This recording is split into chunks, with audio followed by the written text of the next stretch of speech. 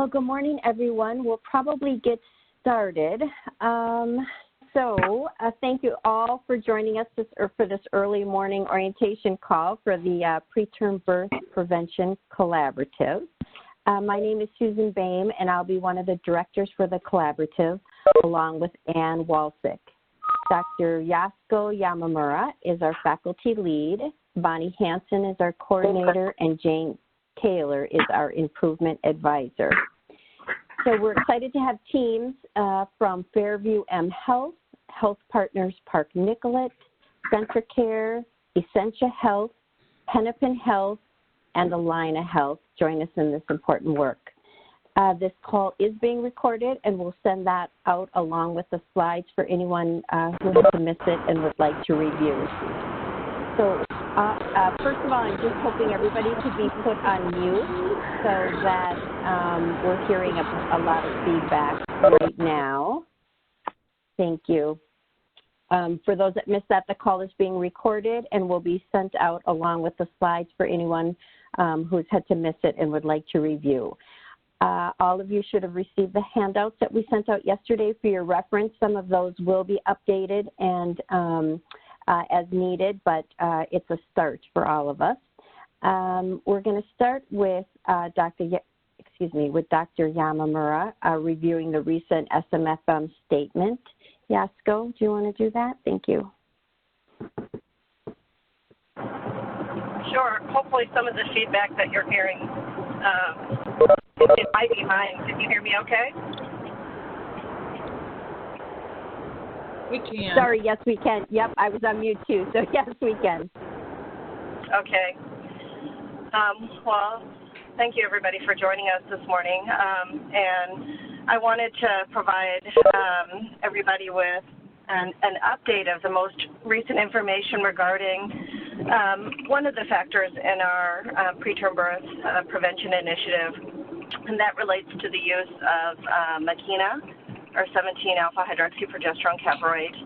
And there has been a lot of movement regarding the use of 17P for this indication. There was a recent publication in the American Journal of Perinatalology that was a randomized controlled trial conducted by AMAG, the company that actually manufactures Makena, to evaluate, or essentially it was hoping to confirm its efficacy in preterm birth reduction. And their recent publication actually was different than what was anticipated as far as results go. And what this publication showed was that the intervention of 17P did not reduce the rate of preterm birth. But there were a number of notable differences from the original MEAS trial to this second RCT. And the main one being the baseline risk of the population. So in the first 17P trial, the women who received placebo had a very high 50% risk of recurrent preterm birth, versus in this second trial, their risk for recurrent preterm birth was only 11%. And so one of the issues that it raises to the surface is, are we even looking at the same population? And are there certain populations that are still going to benefit from the use of 17P? And does this study possibly start to introduce the concept that there may be a way to identify populations that would not benefit? So I think this will make counseling regarding 17P that much more involved for OB providers, and I think that really underscores the importance of this work in the sense that this collaborative will be a way for us to rapidly disseminate any updates regarding 17P through all of our through our membership, and then also provide a tool for counseling regarding 17P, because the reality is, with this new data, it takes, I would say, adds another layer of complexity regarding how we're going to counsel our patients on utilization of progesterone for preterm birth reduction, It might even introduce other means of acquiring progesterone or other modes of administering progesterone. And so there will be a lot of changes on this front. And I think it'll actually make the counseling of these patients even more difficult. But our hope through this collaborative is to essentially synthesize the evidence and come up with best practice guidelines that we can, like I said, quickly disseminate through the membership. Any questions about that?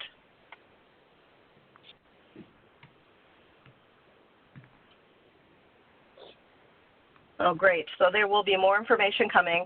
The FDA is actually convening today and hearing from representation from SMFM and ACOG regarding this information. So certainly there will be more information coming.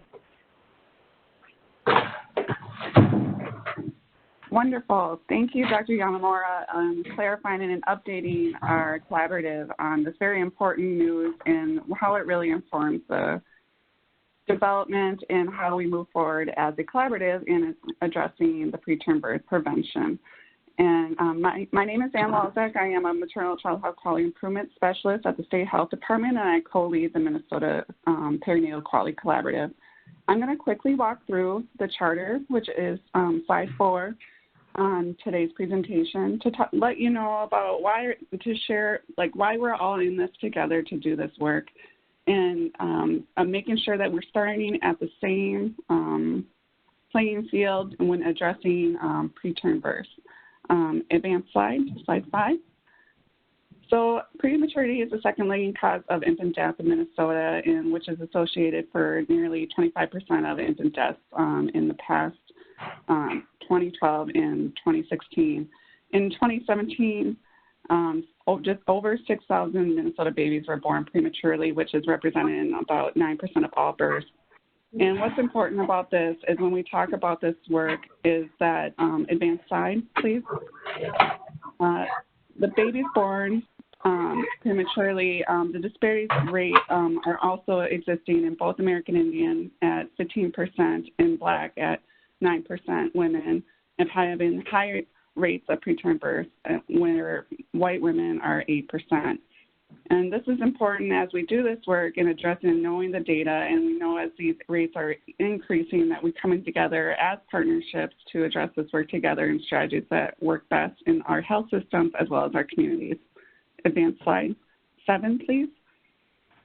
And so not only do we talk about who are experiencing these rates, we need to talk about what these business cases, not only just about the cost of prematurity, but what this looks like for medical costs, as well as what this looks like to the cost of the state of Minnesota, as well as the long-term quality of life and the length of stay in hospitals and for our babies and our families.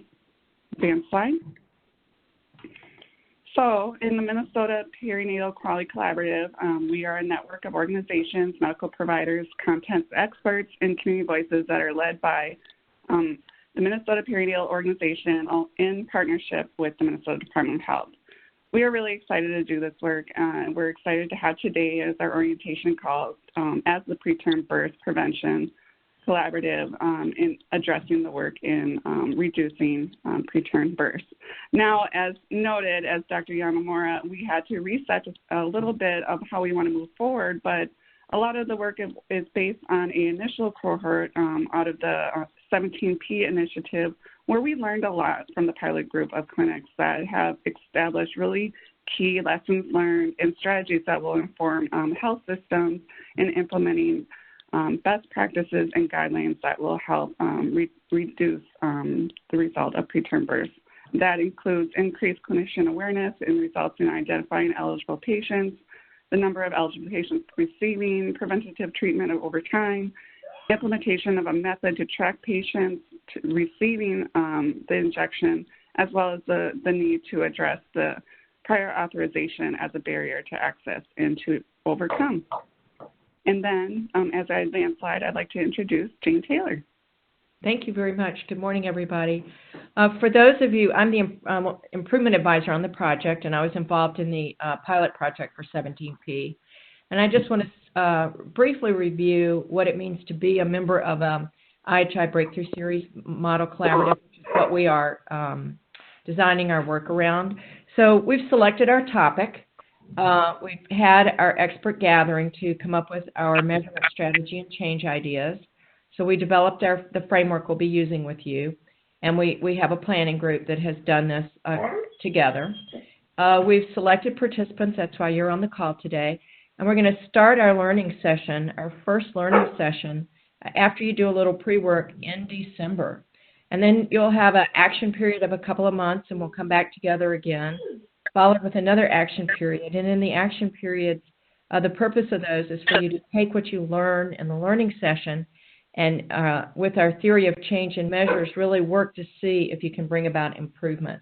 So we come together as a group in these learning sessions, and then you go back out into the world to do the work. And this is repeated 3 times over the life of a typical learning collaborative. Next slide. You'll also be submitting monthly brief narrative report and a data report. But I wanted to go over the aim of our learning collaborative and also talk about why it's so ambitious. And I see that we have a lot of call-in users, so I will be reading, being your eyes for you in case you can't see the slides. But we've got 5 health systems in Minnesota who are coming together to increase by 25% or more women who receive preventative preterm care. And that is by April 2020. And then we'd like to see an increase of 50% over where you are now by the end of our learning activity, which will be in October 2020. And you might think that that's ambitious, and it is, but we have learned by doing hundreds of breakthrough series that we can be much more ambitious as a group of 5 systems than if we were working alone. And that ambition gives us a sense of where we can go. One of the heuristics that we use in improvement science is if we don't really know how much better we'll get, we put a stake in the ground and say, well, we do expect that we can improve at least 50% more than where we are now. So we're going to use that as our rule of thumb to guide our work. But we have a few more ambitious process goals, and those are 95% or more women are assessed for a prior spontaneous preterm birth at their first perinatal visit up to the 24th week of pregnancy. So if they come to you late, you're still assessing them for that up to the 24th week. And we want 5% or more of the women that you're seeing who've had a prior preterm spontaneous birth are ordered and actually receive a cervical length screening. And they're asked and counseled and referred if they're using commercial tobacco. And they also, those who are identified as needing a cerclage get one. And then that 50% or more of eligible women based on preterm treatment algorithm, and that's going to be your algorithm, are offered and receive 17P. And that's less ambitious goal just because of some of the unknowns around 17P right now. And next slide. So the goal of our collaborative is to, and I apologize for my barking dog, is to reduce premature birth and improve pregnancy outcomes for women in Minnesota and their families. And we're going to do that by asking 3 questions. What do we want to accomplish? So I reviewed that in the AIM statement. How will we know if a change is an improvement? And that's based on the process measures. And then and outcome measures. And then we have another question, which is what are the changes we need to make to bring about improvement? And I'm just going to excuse myself for 2 seconds while we get to the next slide and let the dog out. So excuse me just a moment.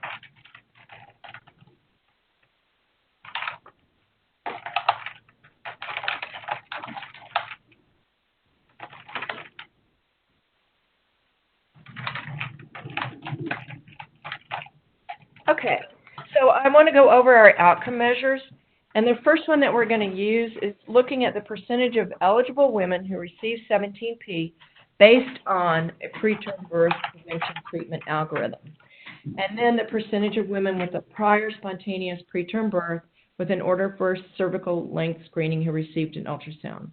So they needed it and they got the screen. Next slide. And then the process measures are how we do the work. And this will be 3 percentages. The first one is women are asked about a prior spontaneous preterm birth prior or at their initial perinatal visit. Also, that these women who needed a cerclage got it when indicated, in the percentage of pregnant women who are screened for using tobacco through the 5 A's, which is they're asked, advised, assessed, assisted, and arranged for smoking cessation.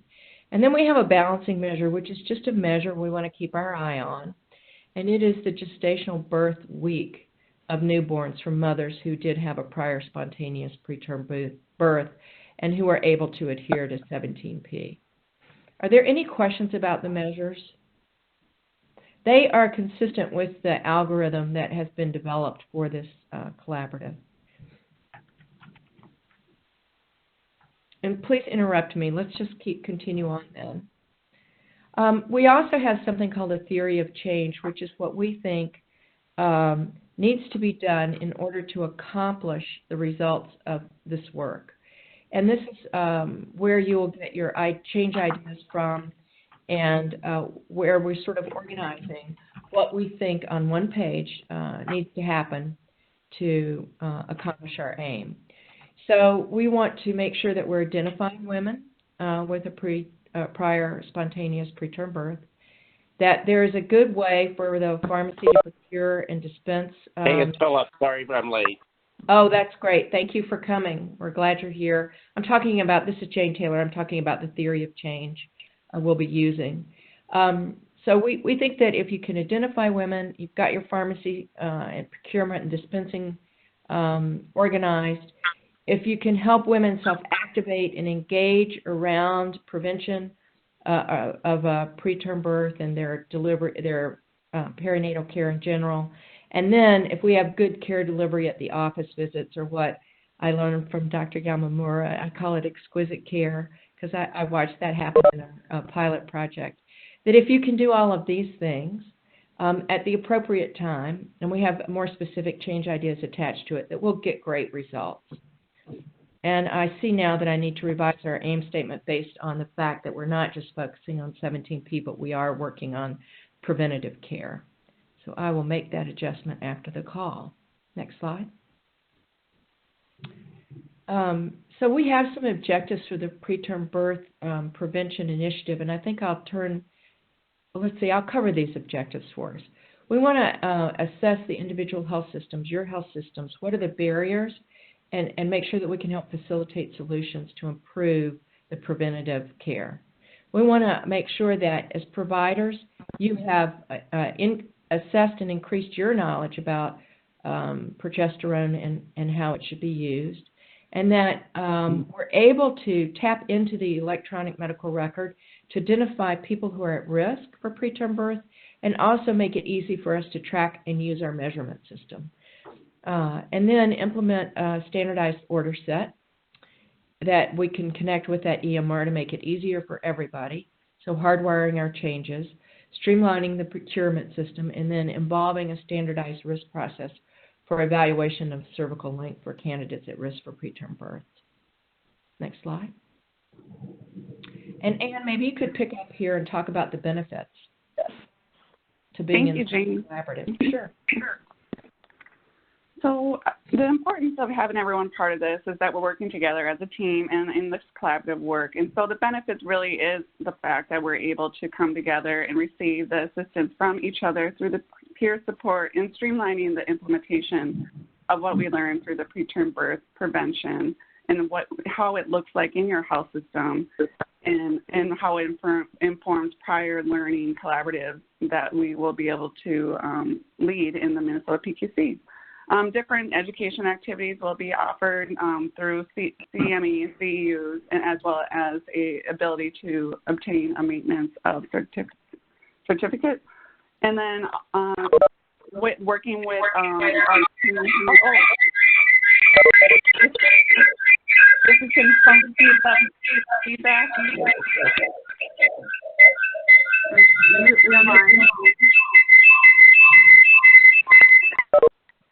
Okay.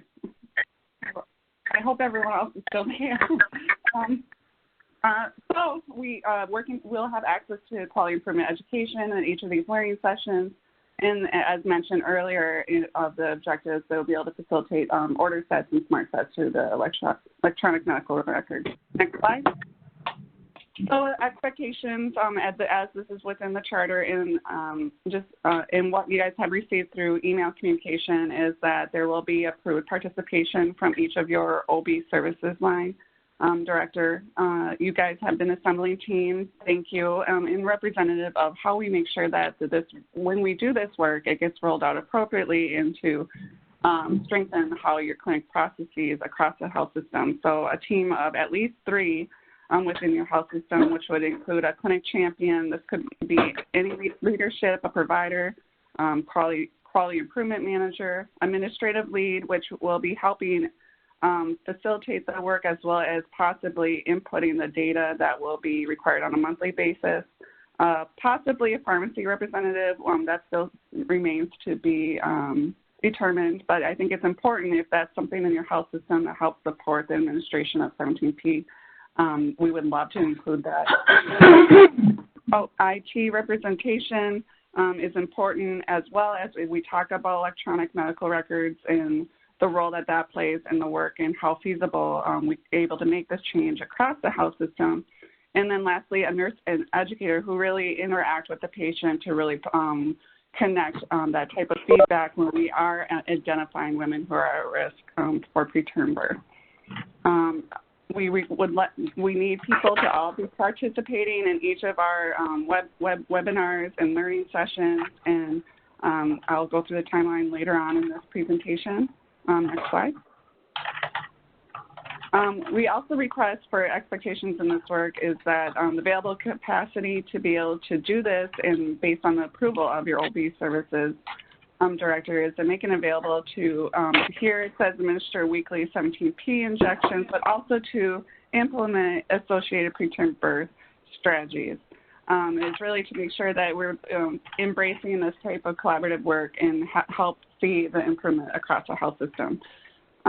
Having regular team meetings, meeting with your identified team to talk through different PDSA cycles, what you want to change, and making sure everyone's on the same page. And lastly, the monthly report that will talk through in how in future phone calls about how we will be doing monthly data reports using the simple QI database system to measure different phases of this collaborative. Next slide. I didn't walk through the commitment letter as it's very repetitive of the charter itself, but to be able to participate, we request that you have a signed commitment letter, which you have received in the email documents, and just to make sure that it's endorsed that this type of work is something that you guys are able to commit to during this time frame. Next slide, and I'm going to hand it back over to Jane.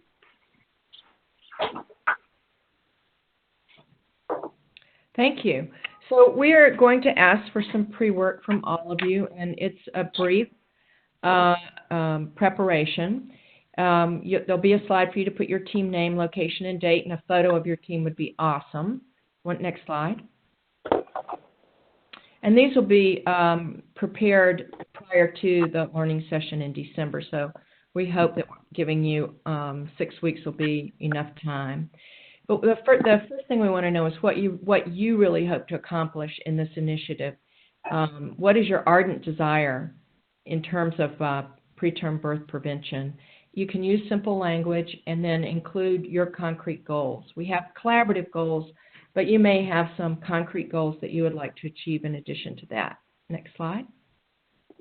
And we'd like you to take a deep dive into 15 women who are actually receiving 17P right now. If you don't have them, a deep dive into all, or you could look at the last 5 women who had 17P. So you may have to dip back further than a few months, but that's fine. So we'd like you to take the Clinic Systems Inventory tool, which we'll review with you in just a moment, and answer the questions on that tool for these 5 women. And you may have to actually do a chart audit to accomplish this, which is why we're limiting it to 5. And you may say, well, the power of 5 isn't very much. But what we know is that if we look at just a small case, we don't get a perfect picture, but we do get a representation of what the system looks like. So you can use as many pages as you need to summarize what you learn from taking this deep dive into 5 women using the inventory tool we developed. Next slide. How many of these women were screened for a previous preterm birth? And how many of these women had a discussion with the care team about different treatment options? So this is that initial counseling of women around what they might want to do. And then we want you to summarize by what you're proudest of in terms of the care you provided for these 5 women. And then finally, next slide, what your first steps might be. So we're wondering if next we should. So based on just looking at these 5 cases, what are some of your earliest ideas of some actions that you might want to take or some things that you might want to change? So this is a brief deep dive with 5 women that will be pre-work for you. Thank you. Next slide. And here's the clinic systems inventory tool, so I'll hand this over to our team again.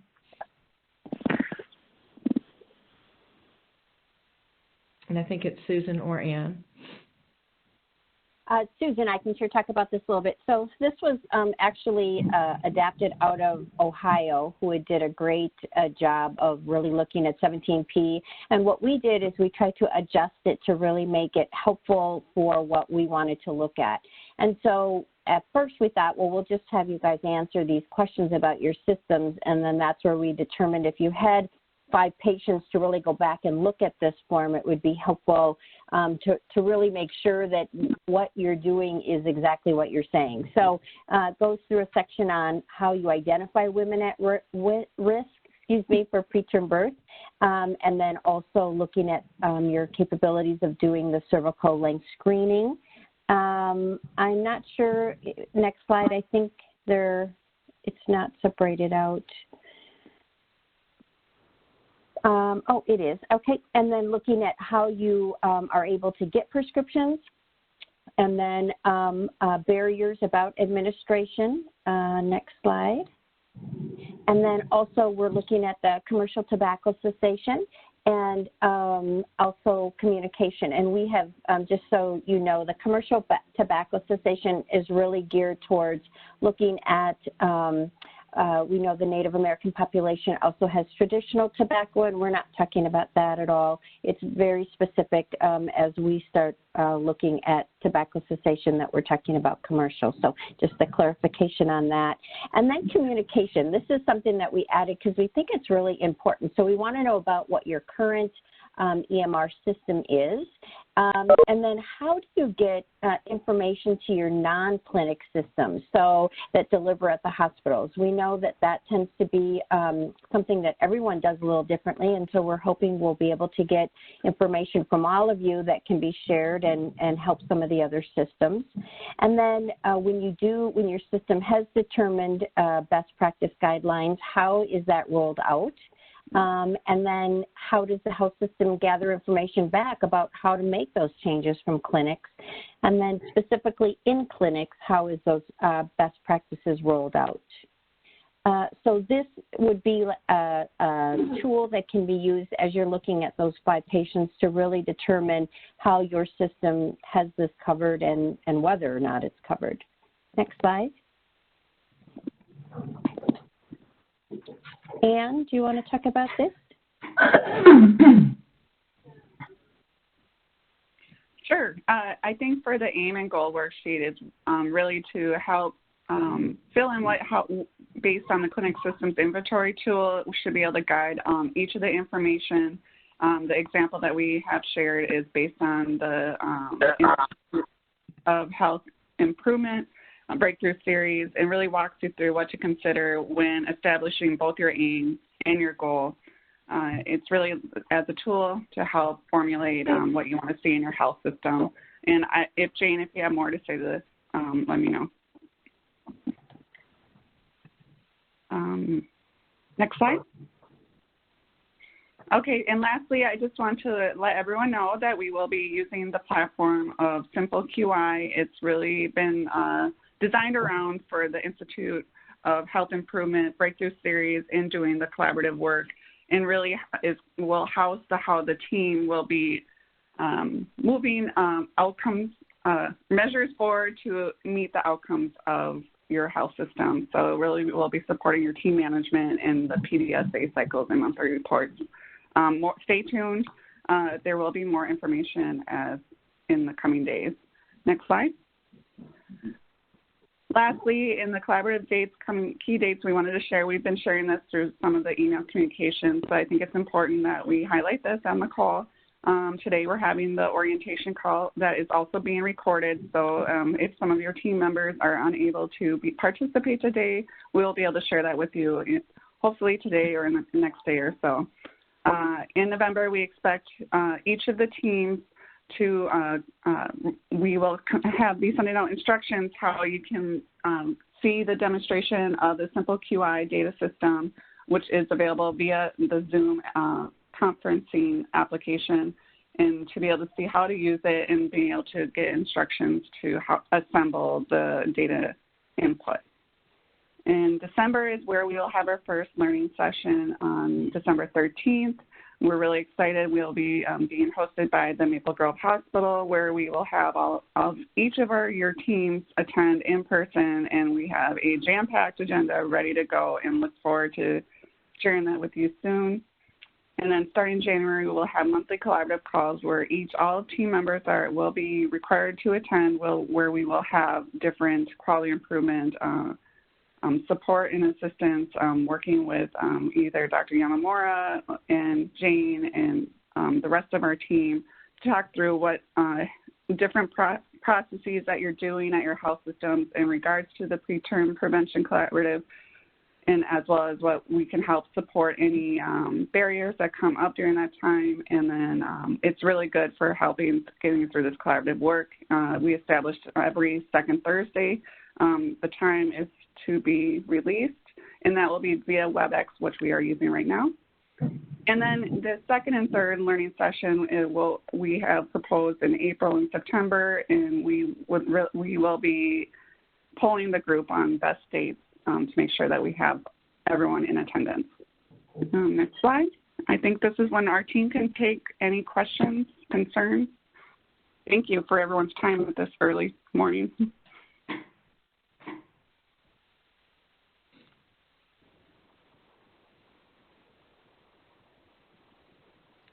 Any reactions?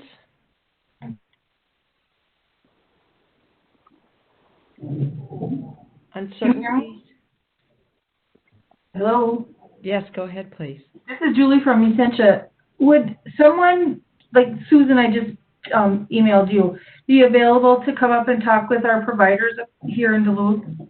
Just, kind of a kickoff thing? I think our team can arrange something like that. I think it makes sense if this is something identified within each of your health systems that it was a need to help guide this work. And we'll definitely be brainstorming different tools that we can provide as a team. Perfect. Who would I contact for that? Both Susan and I. This is Ann. Yes, and Julie, we'll get back to you, but yep, we can work something out. Perfect. Thank you.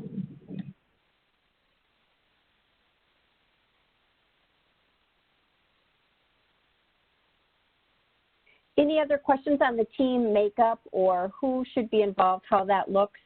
The one thing I wanted to mention on the Simple QI, we have been through a demonstration of it, and what I love about it is that it's an easy way. In our first cohort, we gathered all the data points on a spreadsheet and we entered it all, and then we had to print reports and do all that. This system allows any team to be able to go in and pull up their information at any point, review it, print out reports, look at other teams and how they're doing and what they're working on. And so it's just an amazing way to keep, really for a collaborative to pull together and get the most benefit out of everyone's involvement with it. So I think, you know, it'll be a learning process for us because we have not used something like this before, but I think that the benefits will be amazing to all the groups. There's also a place in there that will store all the resources. It'll store documents that people or tool kits that teams have developed or used. It has the ability to post a question. So if, for instance, your team is struggling with something, you can post a question and other team members, other teams can respond to that, or our central team can respond to it. So it's just a great communication tool that I think we'll all benefit from. And the other piece that I'm really excited about is this whole way of how health systems communicate to their clinics and their non-system-owned clinics. I think will be really helpful for us to get a good perspective of that, so that as these collaboratives move forward, and, you know, we're working on hypertension, and, you know, we'll be starting one on NAS and OUD, that it really will help to have those things all in place so that the spread and the information will be able to be sent out. Just wanted to add that in there. Any other questions, comments? This is Tani from Park Nicholas. Can I just clarify, we are specifically looking only at the hydroxyprogesterone and not any other forms of progesterone, correct? Well, that's a very interesting question, and I would have had a very specific answer for you prior to the SMFM and then the statement released last week, and then the information. Yasko, I don't know if you're still on. If you want to answer that directly.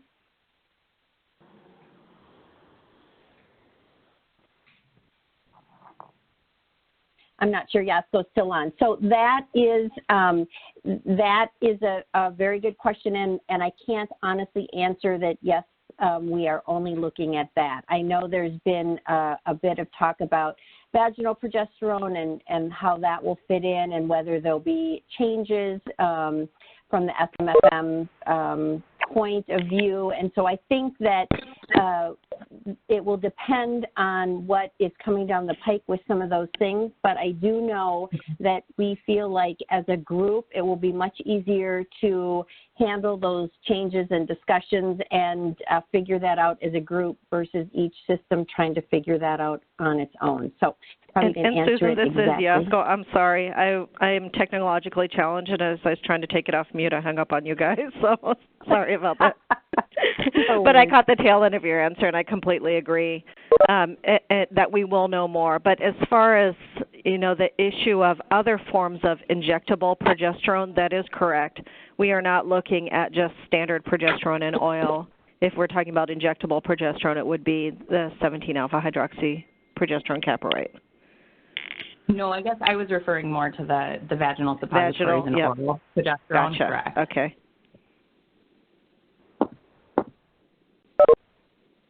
Thanks for that question. Any others? So the one thing I realized as we were putting this together, or I was reviewing it this morning, is we didn't have a list of all of our contact information, and so we'll make sure that we also get that to you. I think it's on one of the letters, but we'll make sure that that's very clear. And then please reach out to us as we continue. We're, like Ann said, we're happy to talk with your specific team if you have specific questions on moving that forward, or the best team to put together, but please let us know and reach out to us. Otherwise, at this point, you have an extra 20 minutes for an extra cup of coffee. So thank you guys so much for your time this morning.